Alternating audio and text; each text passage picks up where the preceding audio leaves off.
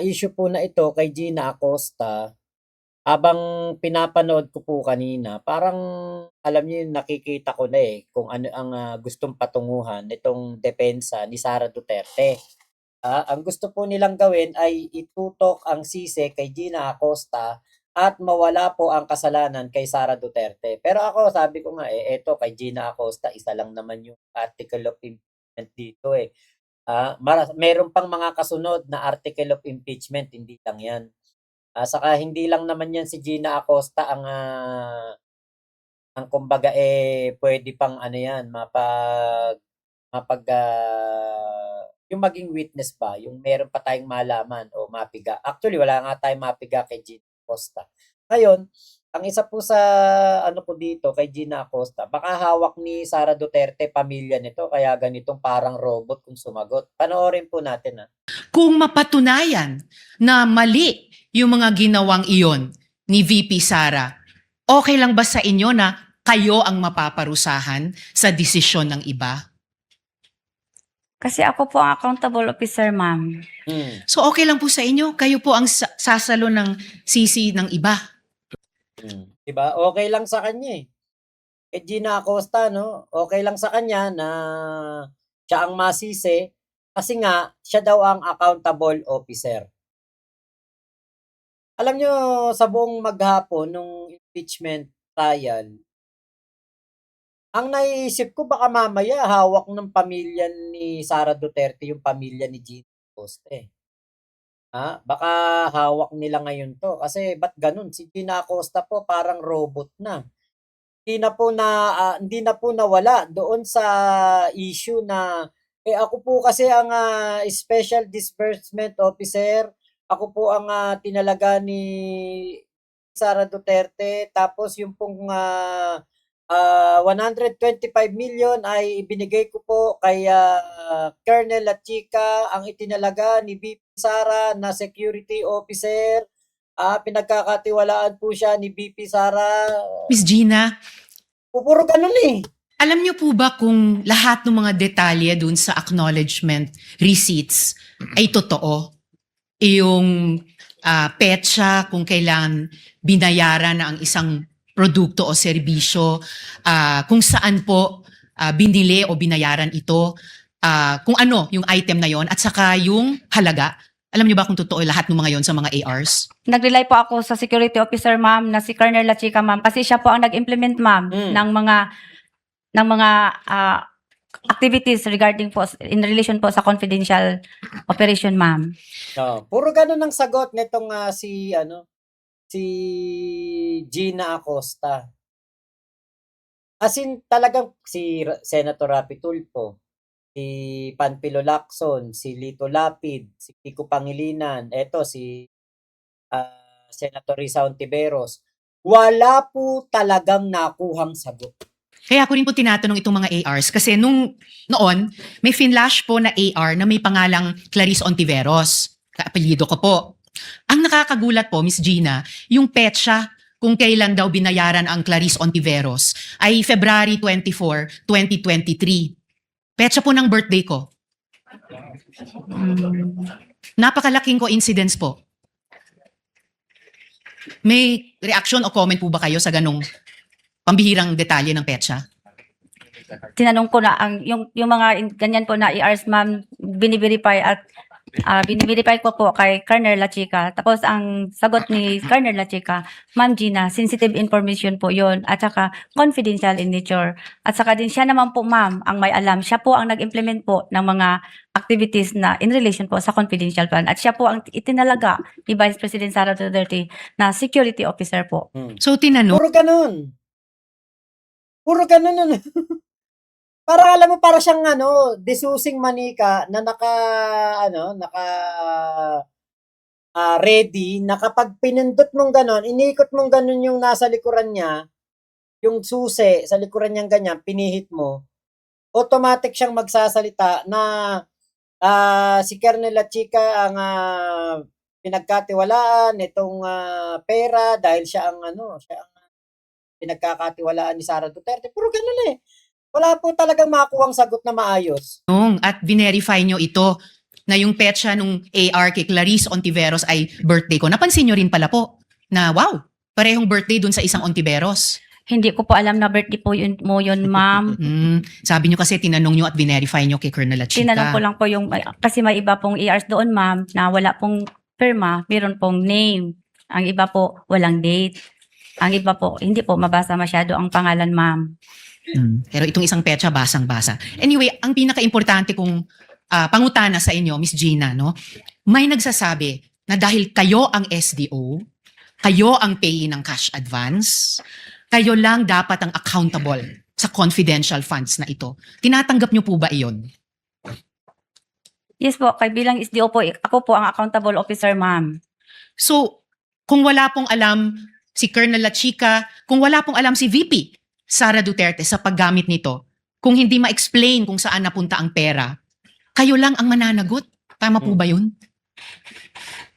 Meron naman pong itinalaga si Vice President, ma'am, na si Colonel Lachica na magiging security officer po, ma'am, na siya po Ayan na naman, paulit na naman. implement, ma'am, kasi wala po akong eksperto, ma'am, kung paano po i-implement ang mga confidential activities po on the ground, ma'am. Miss Gina, wala naman pong implementing officer sa memo circular, wala pong implementing officer sa ibang mga dokumento. Ang importanteng job doon na kayo ang nagpupuno ay accountable officer.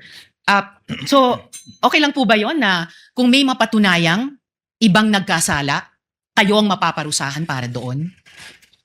Ibig sabihin, ma'am, kung may mga mali po doon, sa akin po ang responsibilidad na accountable po sa akin po. Kapag may mali doon, kanina sinabi nyo si VP Sara ang nagdesisyon na i-withdraw ang in cash ang total over 4 quarters ng 500 million pesos. Kanina sinabi nyo na si VP Sara ang nagdesisyon kanino ito ibibigay, si Colonel Lachica. Kung mapatunayan na mali yung mga ginawang iyon ni VP Sara, okay lang ba sa inyo na kayo ang mapaparusahan sa desisyon ng iba? Ba't ganun? Parang nag-ano-ano yung salita ni Senator Risa. Kasi ako po ang accountable officer, ma'am. So okay lang Lang natin. Ayan kita nyo, parang parang robot kung mapatunayan parang robot etong si Gina Acosta na puro iisa lang ang kanyang sagot. Parang sinabihan siya, yan lang isasagot mo, wala ka ibang sasagot. No? Kasi ako po ang accountable officer, ma'am. So okay lang po sa inyo, kayo po ang Talagang doon sa video yung putol-putol yung salita. Ngayon ito nga po si Gina Acosta talagang ano po ito, firm ang kanyang stand kanina na siya ang accountable sa nangyari sa kaperahan ng OBP o ng DepEd. Talagang yung sa confidential funds, tinanggap niya na siya ang accountable kasi wala daw ibang inutusan o pinagkatiwalaan si Sara Duterte pagdating po dito sa confidential funds kung hindi siya at pinabigay ito kay Colonel Lachica. Ngayon, alam niyo po ba ito, akala yata nitong depensa ni Sara Duterte kapag napatunayan na si Gina Acosta ang may mali, kunwari mapatunayan ng impeachment court, si Gina Acosta lang ang mali at siya ang pumalpak sa pagbibigay ng pera kay Lachica. Hindi pa rin naman nakakalusot si Sara Duterte. Bakit? Kasi nga, sino ba ang in command? Sino ba ang head of agency? Diba, wala namang iba kung hindi itong si Sara Duterte. Siya ang head of agency. So, ibig sabihin eto, kunwari lang, napatunayan ang nagsabwatan dito sa 612 million confidential funds ay si Gina Acosta at si Colonel Raymond Dante Lachica. Kunwari sila talagang dalawa nangulimbat ng pera. Kala nyo ba ligtas si Sara Duterte? Hindi. Siya ang head of agency ng Office of the Vice President. O di kasama pa din siya. Ibig sabihin lang nun, hindi niya kayang hawakan ang pagiging Vice Presidente. Hindi niya kayang hawakan ng mga tao niya. Kaya po wala nang kawala at huling-huli po sa akto, mismong ang mga pinagkakatiwalaang tauhan ni Sara Duterte ang humukay sa kanyang libingan sa harap ng buong bansa. Sa opisyal po na testimonya ng kanyang SDO na si Gina Acosta, napatunayan po na si Sara ang mismong nag-utos ng irregularidad habang si Colonel Lachica ang gumawa po ng lahat ng trabaho sa ilalim ng confidential funds. Ang mga ebidensya pong inilatag ng prosecution ay dambuhala at sadyang napakatibay. Dahilan kung bakit hindi na siya kayang ipagtanggol ng kanyang sariling defense team na tuluyang paralisado at walang maibato na counter-argument sa loob po ng korte. Sa ika-16 po na araw ng Senate impeachment, opisyal na pong dineklara ng impeachment court si OBP SDO Gina Acosta bilang isang hostile witness. Sa ilalim po ng panunumpa, binaligtad niya si BP Sara nang kumpirmahin niya na ang Vice Presidente mismo ang nag-utos sa kanya na i-release ang 125 million confidential funds sa anyo ng cold cash. For traveling bags po ang pinaglagyan at corroborated sa mga nakaraang testimonya na ang dambuhalang 125 million na kinuha mula sa Land Bank ay isinilid po sa 4 na malalaking traveling bags upang bitbitin at ilabas ng walang kahirap-hirap. Kaya po, hindi na makakalusot yan si Sara Duterte. At ito po'y maliwanag na meron po talagang pananagutan dito si Sara. Kung si Dante Lachica at si Gina Acosta lang talaga ang nagkamal ng pera, sabit pa din si Sara. Bakit? Siya ang head of the agency. Ngayon, kung si Sara Duterte na may mapatunayang siya nagnakaw, o di impeach siya. Kaya walang lusot dito si Sara Duterte sa dalawang to. Kahit na ang tinatakbo o ang pinatutunguhan nitong impeachment trial ay si Gina Acosta ang nagbitaw ng pera kay Colonel Lachica at siya ang accountable sa lahat ng aksyon na yon. Hindi po pwede na walang kinalaman si Sara Duterte. Either side, both side, sabit si Sara Duterte dito sa issue na ito. Kaya nga po, wala nang lusot dito si Sara Duterte. Kahit ano pa ang sabihin niya, kahit ano pa ang gawin nilang depensa, umamin na si Gina Acosta na si Sara Duterte ang nagpabigay ng pera kay Colonel Dante Lachica. B. Soledad, hello po. At MG Takahashi ng Japan, Sherwin Cariaga, hello po. Baka nga ito Sherwin Cariaga, malaki offer dito kay Gina Acosta or kaya hawak ni Sara Duterte ang pamilya nito. Kasi parang robot sumagot eh.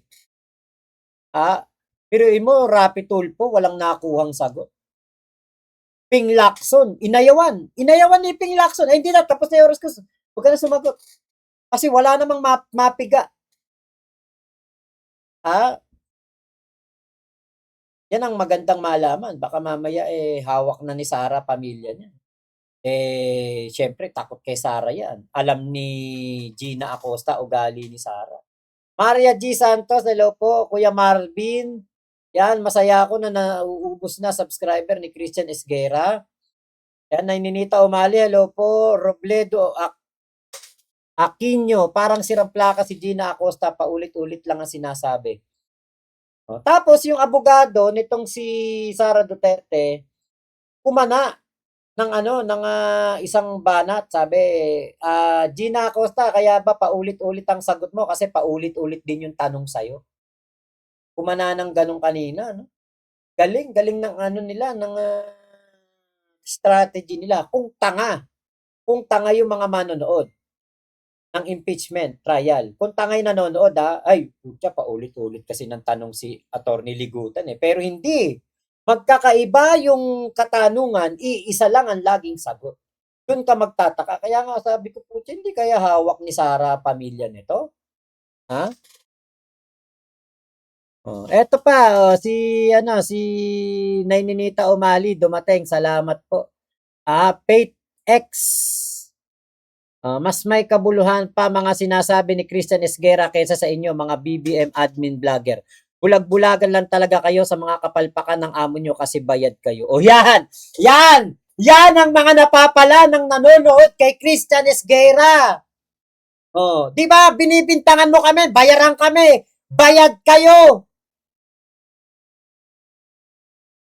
Sana naman pag magsasalita kayo ng ganyan, bibigyan nyo naman kami ng ebidensya. Ah, bigyan nyo sa akin yung number nung magbabayad at sisingilin ko. Tatawagan ko. Ang tagal ko nang gustong maningil, anak ng teteng, tagal ko na nagtatanggol kay PBBM, lagi na lang sinasabi, bayad kayo ni BBM. Hanggang ngayon, ni Singkong Duling, wala akong natatanggap. Kakapanood mo yan kay Christian Esguerra, kaya ikaw nagbibintang ng ganyan. Ha? Naininita Umali sa bandang huli si Acosta ang makakasuhan ng sinungaling na yan. Tama po. Excelexedin. Ayan. Hindi ako masaya. Dapat mabawasan pa. Christina Yusuf, it makes Sara incompetent for position. Yes, opo. Kasi siya may kasalanan dyan. Kinuha niyang tauhan si Gina Acosta tapos yung pala incompetent. Diba? Ate Suset, ayan, may 700k pa Lods Dimples. Dapat yung sa 11k na lang natira. Kusina sa Sourcey. Pakisilip po viewers ni Sikong ilan. Sabay po kayo live. 7,000 po yung nakita ko. Okay, Teresita Ubina, baka payag siya makulong. Tapos pag naging president si Sara, saka siya palabasin ng kulungan. Kaya tanggap niya makulong. Tapos may malaki pa siya kaperahan. Tama, oo, pwede yun, di ba? Kasi kung wari, makulong si Gina Acosta at maging presidente kuno si Sara Duterte sa 2028, ilang buwan lang siya makukulong. Parang isang taon at pagpalagay mo lang, 1 year and 9 months o 1 year and 8 months siyang makulong. Diba? Paldo naman ang pamilya niya. Siguro inuuto nila to si Gina Acosta. Okay lang yan. Sige, sabihin mo yan. Magsinungaling ka lang doon. Ako bahala pag ako na presidente. Laya ka. Ia-absuelto kita. Star Barrett, napakatagal namang ma-convict niyan si Lustay. Kitang-kita na naman na guilty na ginagago na nila ang taong bayan na sumusubaybay sa trial na yan. Yun nga po.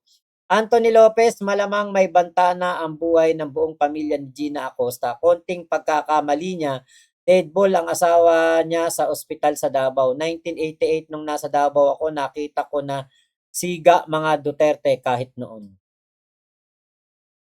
1988, ilang taon na po kayo ngayon? Christina Yusuf, she is incompetent. That's the reason why she got impeached. Imelda Yenson, hello po. Ate Suset, pinapalabas ni Amy Baba Lods na walang alam si BP dahil hindi nahawakan o nakita ang pera. Pero kung tutusin, kung ganyan, ibig sabihin walang kwenta si BP, napaka-irresponsable niya pala. Yun nga po, Kita Canton, ayan good evening po. Yun nga po yung yung pwedeng maging pula dito kay Sara Duterte. Parang tatanggapin na lang nila na, sige, incompetent ako. Pero ligtas sa impeachment, 'di ba? Ligtas sa kaso. Si Gina Acosta lang ang makakasuhan. Kumbaga parang i-aano na lang nila 'yan, isusugal na lang nila yung ganyang sitwasyon. Di bali nang magmukha siyang incompetent, ang importante ang kanilang dahilan o kanilang ipapalusot hindi si Sara Duterte ang nagnakaw. Pwedeng ganun po ang gawin nila talaga diyan na palusot. So eto si Christian Esguerra po ay nasa 700,748 subscriber na lang. So road to na to. Road to 700,000 po siya. Mamaya tignan natin kung gaano pa po kalaki ang mawawala sa kanya.